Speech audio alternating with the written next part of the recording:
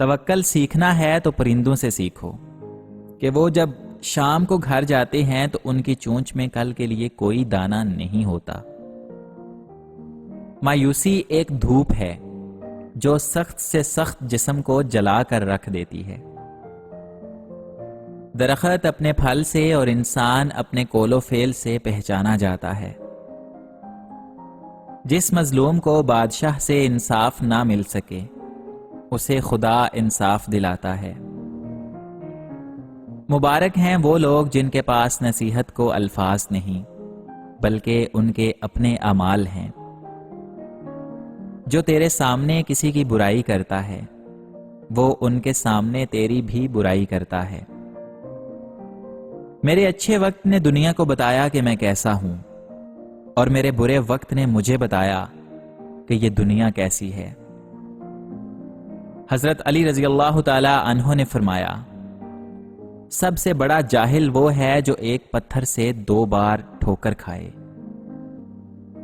نکاح میں بھی عجیب سی طاقت ہے، 2 انسانی زندگیوں کا مقصد ایک ہو جاتا ہے۔ زندگی کی تلخیوں میں خوش مزاج بیوی کا ساتھ رب کی بہت بڑی نعمت ہے، جو اپنے میٹھے بول، وفاداری اور اپنائیت کے احساس سے شوہر کے سب غم دور کر دیتی ہے۔ نبی اکرم صلی اللہ علیہ وآلہ وسلم نے فرمایا، رب کی رضا والد کی رضا میں ہے اور رب کی ناراضگی والد کی ناراضگی میں ہے۔ جو عورت عقل مند ہوتی ہے وہ شوہر کی پسند کو اپنی پسند اور شوہر کی ناپسند کو اپنی ناپسند بنا کر شوہر کے دل پر راج کرتی ہے۔ ایک دیندار عورت فقیر مرد کو بھی بادشاہ بنا دیتی ہے۔ انسان کے ہاتھ میں صرف کوشش لکھی ہے، کامیابی اللہ تعالیٰ دیتا ہے۔ صاحب کردار وہ ہے جو کسی کے کردار پر بات نہ کرے۔ وہ فرماتا ہے، خود کو اکیلا ہرگز نہ سمجھو، تم جہاں کہیں بھی ہو میں بھی وہاں ہوں۔ وہ فرماتا ہے، جو یقین رکھتے ہیں مجھ پر میں ان کے دلوں کو اپنی جانب موڑ دیتا ہوں۔ مجھے کن سے کر تو قریب تر، مجھے کن سے کر تو قریب تر، مجھے اپنے در کی گدائی دے۔ مجھے اس جہاں سے غرض نہیں، مجھے اس جہاں کی رسائی دے۔ ہر ایک مقام میں وہ اس طرح مکی ہیں، ڈھونڈو تو کہیں بھی نہیں، دیکھو تو یہی ہے۔ جس مرد کا رویہ کبھی میٹھا بن جائے اور کبھی بہت کڑوا، تو سمجھ جانا کہ وہ مرد کام کے وقت میٹھا ہوتا ہے۔ ہم سفر مان رکھنے والا ہو تو زندگی اور بھی خوبصورت ہو جاتی ہے۔ حضرت علی رضی اللہ تعالی عنہ نے فرمایا، کبھی کسی کے سامنے اپنی صفائی پیش نہ کرو، کیونکہ جسے تم پر یقین ہے اسے ضرورت نہیں، اور جسے تم پر یقین نہیں وہ مانے گا نہیں۔ بری عادت ایک زور آور دشمن ہے اور خواہش پرستی ہلاک کر دینے والا ساتھی۔ قربان جاؤں اس خدا پر جو انسان کو دکھ دیتا ہے اس کی برداشت کے مطابق، اور خوشی دیتا ہے اس کی اوقات سے بڑھ کر۔ ہمیشہ اپنی چھوٹی چھوٹی غلطیوں سے بچنے کی کوشش کرو، کیونکہ انسان پہاڑوں سے نہیں پتھروں سے ٹھوکر کھاتا ہے۔ فرش والے لاکھ کہیں کہ یہ ممکن نہیں، مگر اس کی ایک کن پر میں نے تقدیریں بدلتی دیکھی ہیں۔ جس نے اپنی پریشانیوں کو لوگوں پر ظاہر کر دیا وہ اپنی ذلت پر راضی ہو گیا۔ انسان کے آنسو اس وقت مقدس ہوتے ہیں جب وہ کسی اور کے دکھ اور تکلیف کو محسوس کر کے نکلیں۔ مال کی حفاظت کرنی پڑتی ہے اور علم تیری حفاظت کرتا ہے۔